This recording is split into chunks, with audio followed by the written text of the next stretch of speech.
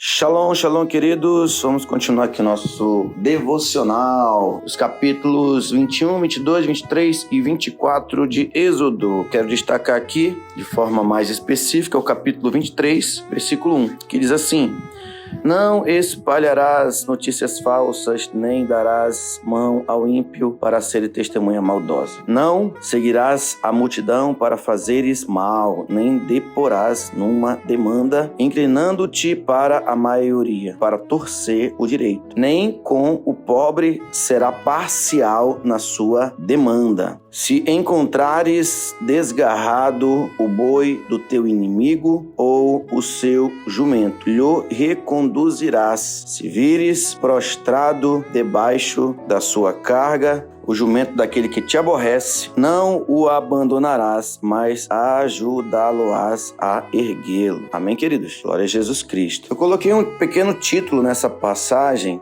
do nosso devocional desse dia, que é o seguinte: Porque Deus deu mandamentos ao povo. Queridos, vou tentar aqui ser bem pontual, explicar algo para você tão importante. Nós sabemos que Israel está saindo de uma terra no qual as leis eram totalmente inversas e contrárias àquilo que Deus tem e tinha para o seu povo. Então, dessa forma, Deus sabe que para que uma sociedade ela possa se manter organizada, uma sociedade ela possa ser justa, Deus ele vai dar princípios e mandamentos para que o seu povo possa seguir. Seguindo esses mandamentos, Deus ele lhe dá uma série de promessas. E aqui, queridos, promessas de paz, promessas de prosperidade, promessas de boas colheitas, de um bom trabalho, promessas de uma família feliz, promessas de realizações para aqueles que se empenham em colocar em prática os princípios, a justiça e os propósitos de Deus. Por que Deus ele abençoa o povo, na obediência e no cumprimento desses mandamentos? Porque quando eu estou obedecendo, quando eu me coloco numa posição para agradar a Deus, eu vou perceber que as leis de Deus elas são leis justas. O nome do Senhor vai ser glorificado. E também nós bem sabemos que muitas das leis de Deus, naturalmente, elas são difíceis de serem cumpridas. Porque, por exemplo, nesse próprio mandamento que eu estou dizendo aqui, mesmo que alguém tenha um inimigo, ele diz o seguinte, não faça o mal com as coisas do teu inimigo. Se o animal dele fugiu, aquele animal talvez é pro sustento dele, geralmente uma pessoa que tem um inimigo, o que ele vai fazer? Agora eu vou me vingar, agora eu vou dar o troco. Então, só daí você já tira como Deus é maravilhoso. E quando você vai na contramão de si mesmo, das suas próprias vontades, vai em detrimento, em direção àquilo que Deus tem para cada um de nós, isso é maravilhoso. O nosso coração é transformado e nós estamos sendo moldados pela palavra de Deus. Então, por isso que Deus nos dá mandamentos, para que eu possa manifestar dentro da sociedade, dentro da minha família, nos meus relacionamentos, a presença gloriosa de Deus. Uma vez que Deus também exerce misericórdia para com todos nós. Então, por que Deus dá mandamentos ao povo? Para que a obediência desses mandamentos possa trazer justiça, possa trazer equilíbrio, possa trazer uma vida no qual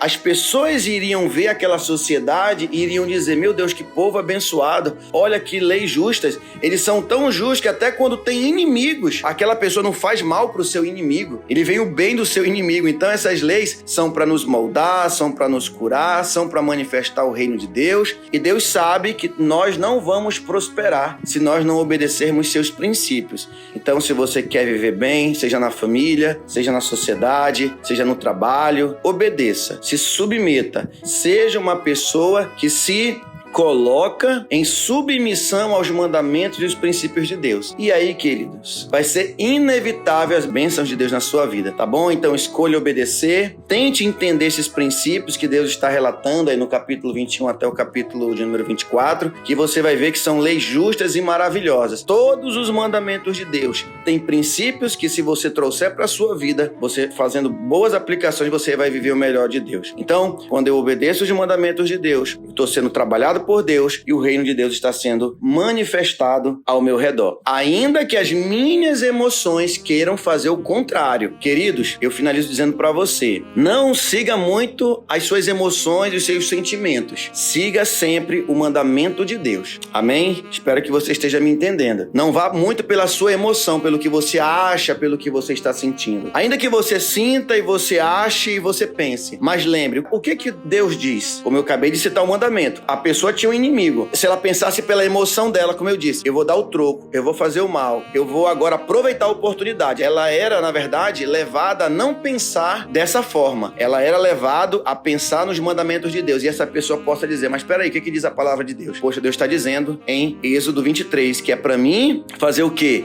Ajudar até o meu inimigo, caso o animal dele, alguma coisa dele se perca, porque é assim que eu vou mudar o meu contexto. Já começa por aí, queridos. Nas coisas pequenas, nos pequenos comandos, é que nós devemos obedecer a Deus. O que eu quis dizer é o seguinte, se uma pessoa ela fosse levada a pensar pelas suas próprias emoções, como um sentimento de vingança, pensando apenas nas emoções, naquilo que ela acha, naquilo que ela estava pensando, ela com certeza, se ela fosse levada a pensar apenas nos seus sentimentos, ela não pensaria na palavra de Deus. Mas o mandamento nos diz, apesar de ser meu inimigo, pense pela palavra de Deus, pense pelo que é justo. Embora o coração, as vontades e os desejos estejam nos levando a pensar e a crer em outra coisa. Tá bom, queridos? Então, lembre sempre da palavra de Deus. Apesar dos nossos sentimentos, emoções não quererem muitas vezes fazer o que é o certo, mas vá pelo que é o certo e o correto. Compreenda a palavra de Deus, medite para que você possa aplicar a palavra de Deus aos momentos da sua vida. Amém? Deus abençoe. Shalom.